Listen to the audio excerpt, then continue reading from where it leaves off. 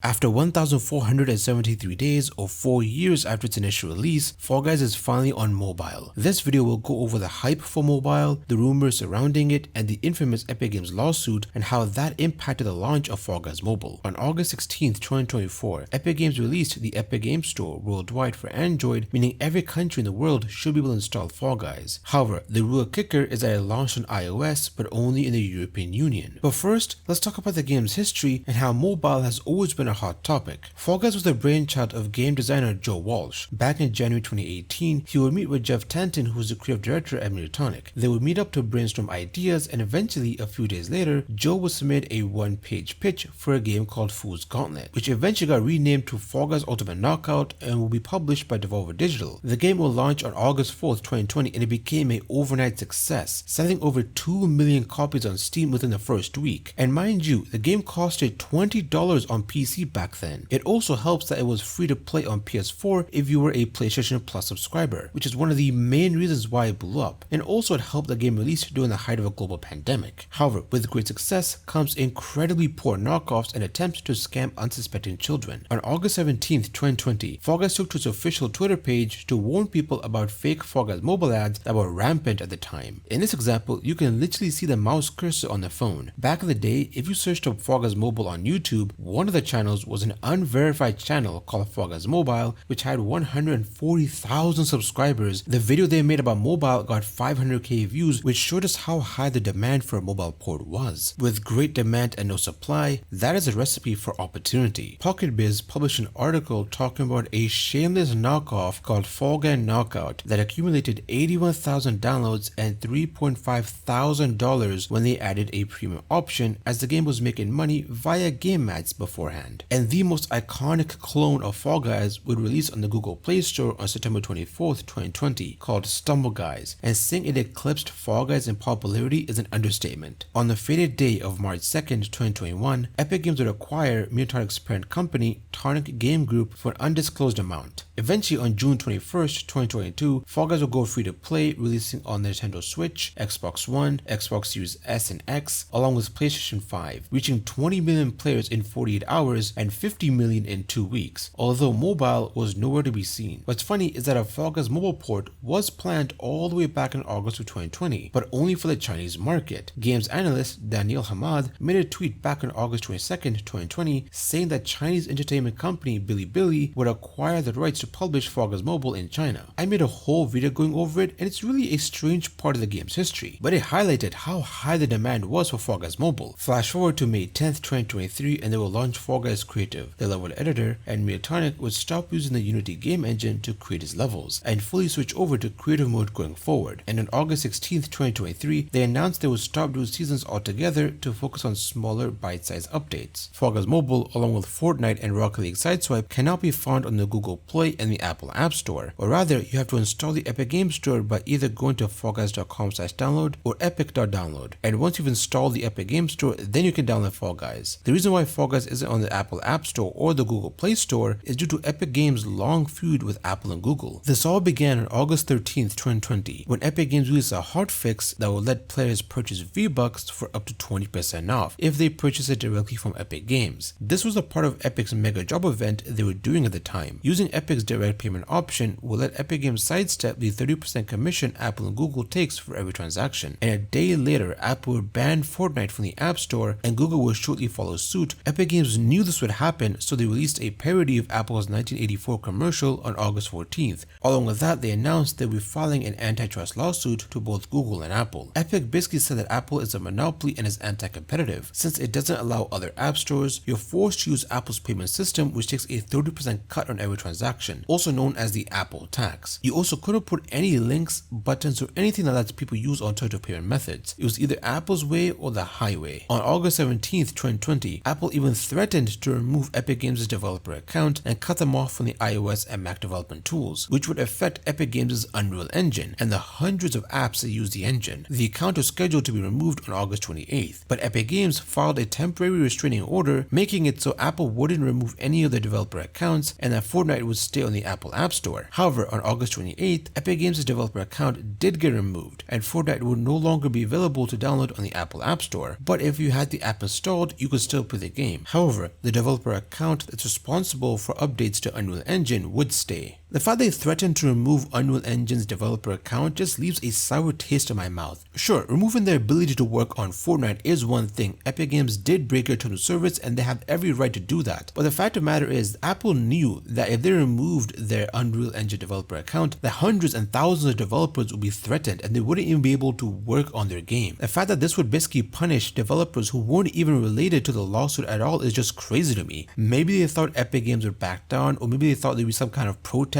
for Epic Games because, oh, like, you know, you're doing this thing and it's affecting our livelihoods as well. But thankfully the judge did have some sense and say, hey, you know, if you guys want to affect each other or do whatever you want to each other, that's fine. Just don't involve third-party people or bystanders who are not involved in this at all. The lawsuit will finally be over on January 16th, 2024, when the United States Supreme Court, which is basically the final boss of the US legal system, refused to hear any of Epic Games and Apple's appeal, thereby solidifying the results made on September 10th, 2021, during which Epic Games made 10 claims and they lost on all but one of them. And the claim that Epic Games won is that Apple wouldn't allow developers to tell their users that you can purchase digital products off the developer's website for cheaper. Basically, Apple had an anti-steering policy. According to the judge, Yvonne Gonzalez-Rogers, this violates California's unfair competition law, or the UCL, forcing Apple to allow developers to link out to third-party payment processors. At first, they couldn't even mention the fact they had cheaper payment options outside of Apple's ecosystem. However, a class action lawsuit filed in 2019 by small US developers, and the result of the lawsuit made it to where developers can talk about payment processors or payment systems that's outside of their iOS app. However, you couldn't mention this in the app itself, but you could email your users. Here's a quote from 9 to 5 that explains this. Quote,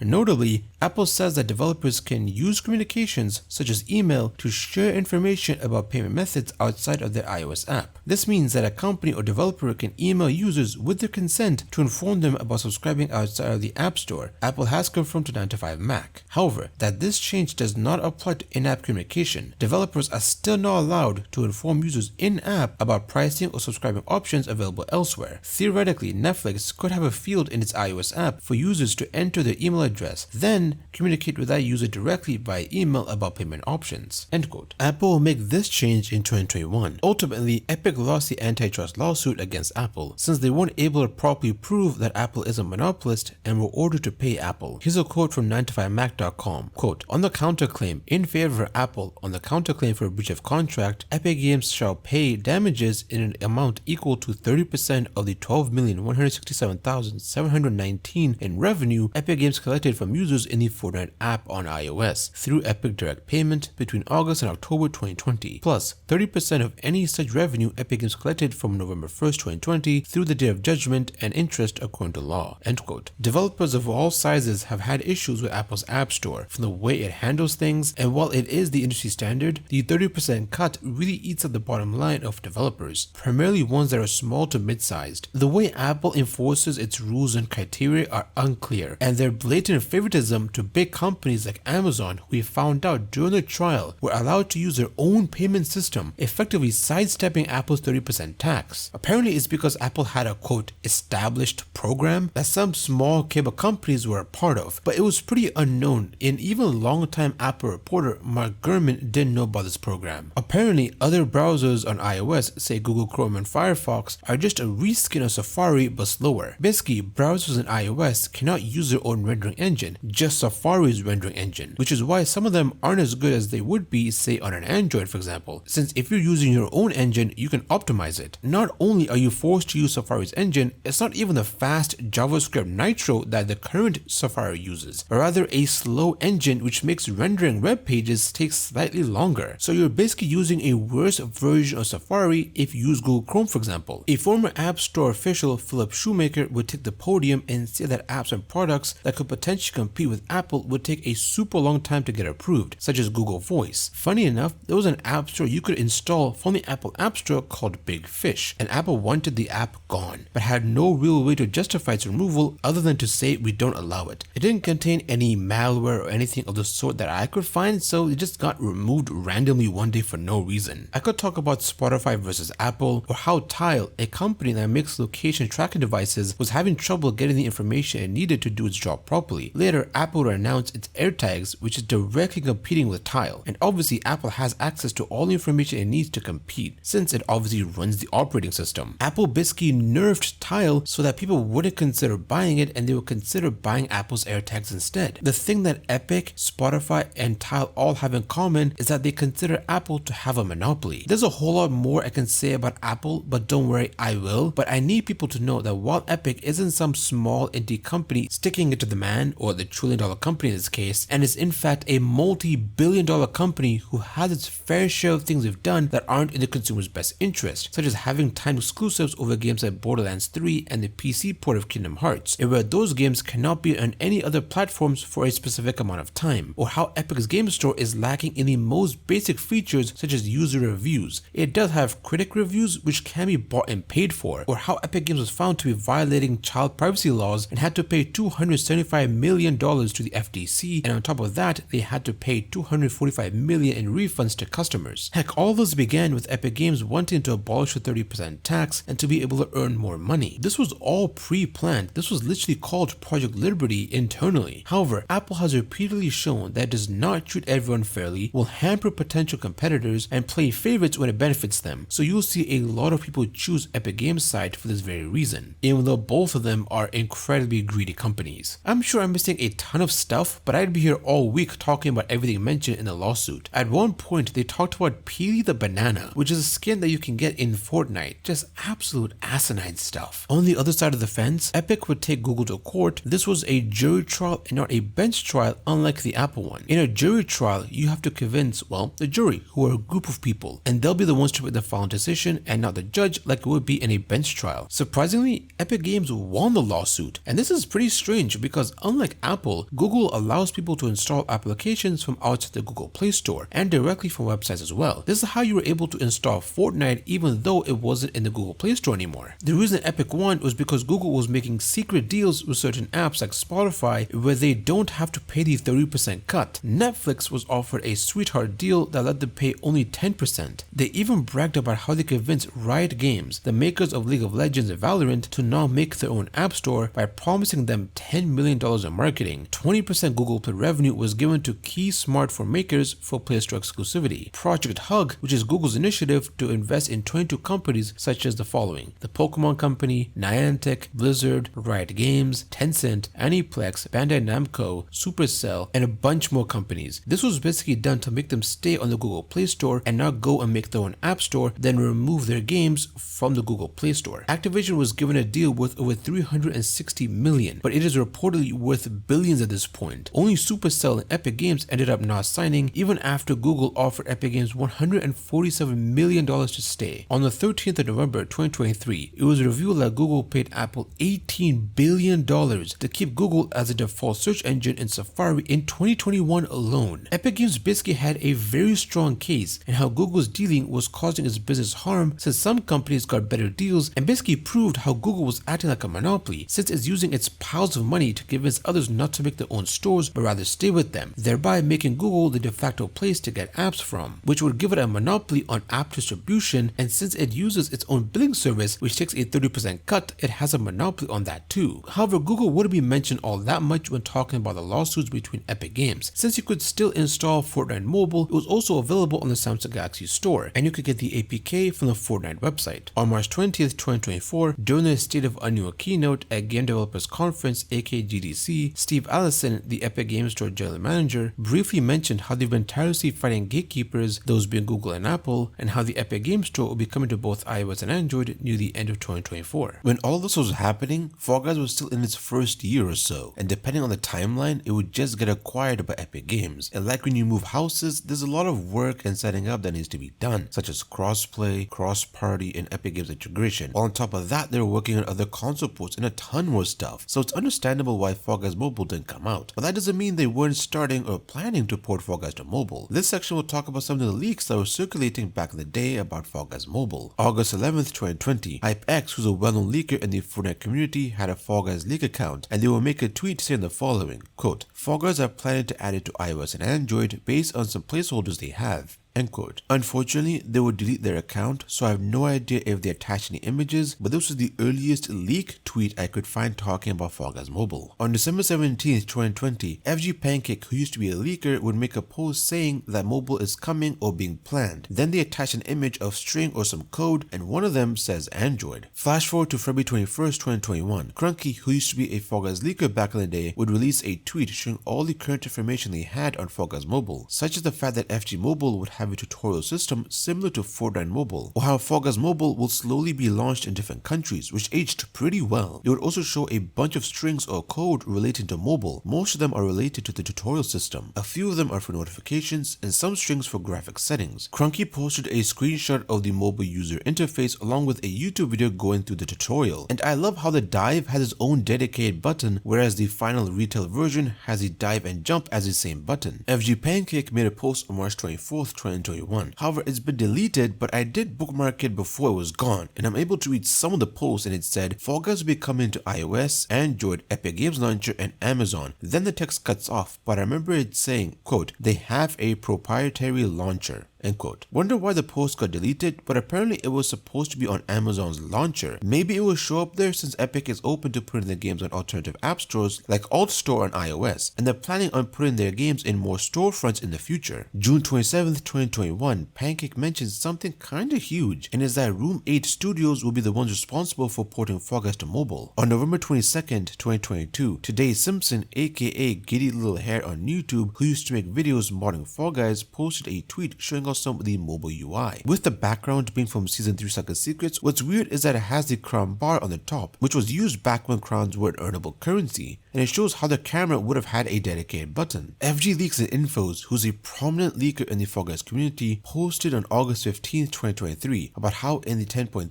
update aka Summer Breeze, Mediatonic would add a splash screen of all the logos of companies who helped on Fall Guys, and Room 8 Studios is on there. They also mentioned how the official Google Play account replied to one of the tweets made by Fall Guys 2 months later on November 18th, basically saying that the Android build of the game is basically complete and that we should see it soon, which is interesting because creation mode wasn't in the game yet. Even though it probably was being worked on, it was probably almost done, but it wouldn't be added to the retail version until 6 months later. February 28th, 2024, YouTuber Clouds FG posted a video showing off a leak made by FG Updates and Infos, and it's basically an image of some UI like joysticks and timers. Then on March 12th, they made another video saying how Mediatonic is gearing up for the mobile release by making the content updates smaller in size, rewriting most of the code base, faster connections, and content delivery network or CDN changes. And again, this was leaked by FG Updates Infos, who they obviously give credit to in their videos. Eventually, on August 10th, 2024, FG Muffins, another big leaker in the Fall Guys community, would post key art for mobile. Along with that, she posted 4 screenshots of the gameplay, which shows off the UI and remarked how they're using 2D backgrounds for the Unity levels. On all the other ports, the Unity levels or classic levels have 3D backgrounds, and every level made in Fall Guys Creative used 2D for their backgrounds. Those were the leaks I found by doing some basic searches. I'm sure I missed some, but let's move on now. While Epic was going through his lawsuit with Apple, the European Commission will propose a new law in December of 2020 that would regulate big tech companies who are doing business in the European Union. This would be known as the Digital Markets Act, DMA, or DAMA, as I like to call it. On September 6, 2023, they selected 6 large technology companies that have market caps exceeding 76 billion euros and gave them the title of gatekeepers, those being Alphabet, aka Google, Amazon, Apple, ByteDance, Meta, and Microsoft. But more companies can get added to the list. The date that the companies would need to start to comply with the DMA was March 6th, 2024. Each company was given specific rules and changes they needed to make. For example, Apple needs to allow third-party app stores, whereas Google will need to let people opt out of sharing their data with all, some, or none of Google services such as YouTube search, ad services, Google Play, Chrome, Google Shopping, and Google Maps. The DAMA or DMA was the main reason why Epic Games was able to bring the Epic Game Store and as a result Fall Guys Mobile to iOS, at least to the European Union anyways, since the Digital Markets Act only applies to the European Union itself. However, while there are some countries that are in Europe but they cannot download the Epic Game Store on iOS, those being the following: Albania, Andorra, Armenia, Azerbaijan, Belarus, Bosnia and Bosnia, Herzegovina, Georgia, Iceland, Liechtenstein, Kosovo, Moldova, Montenegro, North Macedonia, Norway, Serbia, Switzerland, Russia, Turkey, Ukraine, and the United Kingdom. On February 16th, 2024, Epic Games will receive a iOS developer account, meaning they can develop then launch the Epic Games Store on iOS for the European Union. More specifically, the account will be called Epic Games Sweden. However, the account will get banned on March 6th, and Apple cited this tweet made by Epic Games CEO Tim Sweeney as the reason why the account got banned. This is absolutely thin-skinned behavior from Apple. This wasn't until Thierry Breton, who's a member of the European Commission, made a tweet on May 7th saying that they'll be looking into Apple's termination of Epic Games Sweden developer account, and on March 8th, Apple would reverse the ban, meaning the account is back. The question is, will Fall Guys Mobile ever appear on the iOS App Store? And I'll be honest, and this is my opinion, I don't think it will ever appear in the App Store. Even though it may seem like Apple is complying with the Digital Markets Act, but the way they're doing it is arguably worse than before. Basically, on January 16th, 2024, Apple would update its policies allowing developers to link out to third-party websites and let users complete their transaction without using Apple's payment processor, which, as you remembered, would take a 30% cut on every transaction, which is great, until you realize that they'll still take a 27% commission even though we are not using Apple Pay. Then on top of that, most payment processors like Stripe, for example, take a 3% cut, or some payment processors take up to 6% cut on top. So in some ways, it's worse or the same as those before. Remember that link that you can direct people to your website? Yeah, you can only put it in one place, and you can't even put it in the pay screen. The link must open a new window, so you have to log into the developer's website even though you're already logged in through the app. And then there's this huge scare screen that isn't helping. You're also required to have an Apple Pay option in order to link to external websites. So basically, there's just so much friction, just so much things that you have to do that people are gonna be like, you know what, just forget it, I'm just gonna use Apple Pay. And once you're done going through basically the 7 rings of hell and you finally make it to the developer's external payment screen, you'll be paying the same amount as you were before if you were just using Apple Pay, or depending on the payment processor, you'll be paying even more. Sorry, futures here. I didn't really explain what I meant by business terms. I did briefly mention it, but basically for Apple, there are 2 business terms, old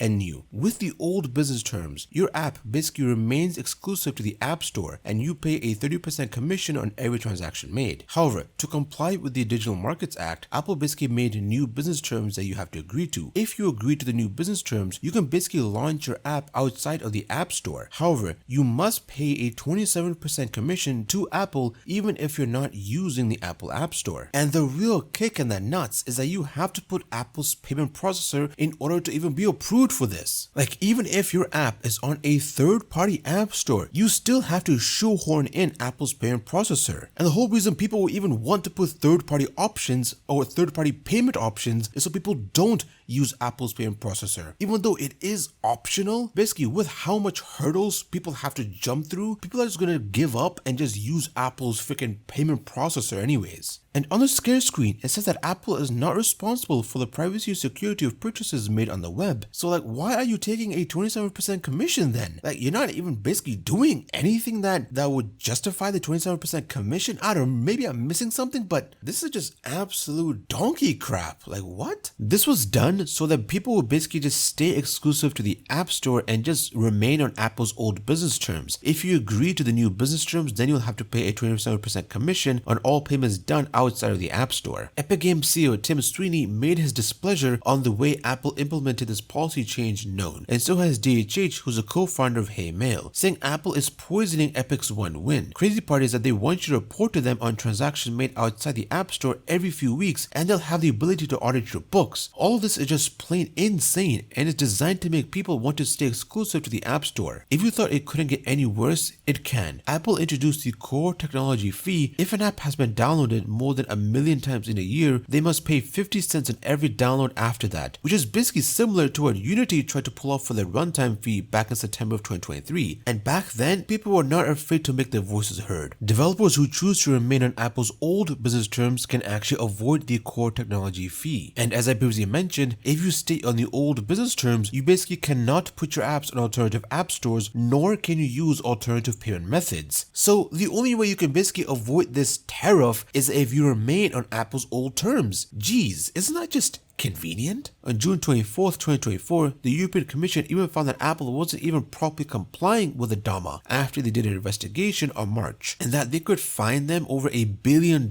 Although the question remains, when will the Epic Games Store release to more countries? In a blog post the official Fortnite website made, if you scroll down all the way to the bottom, you'll see the following, quote, "What's next for Fortnite on iOS? Thanks to new competition laws, we plan for a downloadable version to come to the UK and Japan in the second half of 2025, end quote. This is due to the fact that the United Kingdom would pass new competitive laws, and something similar also happened in Japan. Now, this is talking about Fortnite, but we can assume the same thing will happen to Fall Guys Mobile and Rocket League Sideswipe. The second half of 2025 starts on July 1st. Japan is an incredibly important market for Fall Guys, as Japan loves the heck out of the game. Although this was in 2020 and during the game's peak, Twitter gave a list of what countries talked about Fall Guys, and Japan was ranked #1. And in Japan, more people own iPhones, especially younger players who Fall Guys, especially Fall Guys Mobile, is aiming for. Here's a quote from ExplainTopics.com. Quote, "Aside from the US, iPhone also leads in Japan 68.86%, Canada with 60.31%, Australia 59.63%, and the United Kingdom 52.29%. Android has a more impressive market share in other countries. In India, Android's market share is a staggering 95.16%. Google's OS also has a sharp edge in Brazil, 81.45%, Mexico 77.46%, and China 74.76%, end quote. The United States also has more iPhone users than Android, coming in at 58.81% in 2024. The United States is notorious for being in bed with big tech companies. However, on March 21st, 2024, the United States, or the Department of Justice to be more specific, is suing Apple for monopolistic practices. It will probably be a few more years till we see the results of this lawsuit. However, once something like the DMA or the DAMA gets passed in the US, then I could see Fall Guys iOS releasing in the US. Although I find it sad how the UK, where the main developer of Fall Guys is based on, that being Mediatonic, can't play the game on mobile, unless they own an Android of course, but that's besides the point. The UK is also another market where iPhone reigns supreme, having a 52.9% market share. Fall Guys Mobile is probably aiming for a younger audience, and again, younger people own more iPhones than Androids. This section, I'll talk about the actual experience of installing Fall Guys Mobile, well, on Android anyways, as I don't live in the EU. This process does have a lot of steps, and it's something Epic Games is working on decreasing. You basically need to install the Epic Games Store first, then Fall Guys Mobile. Let me walk you through the process. Firstly, go to fallguys.com/download. Then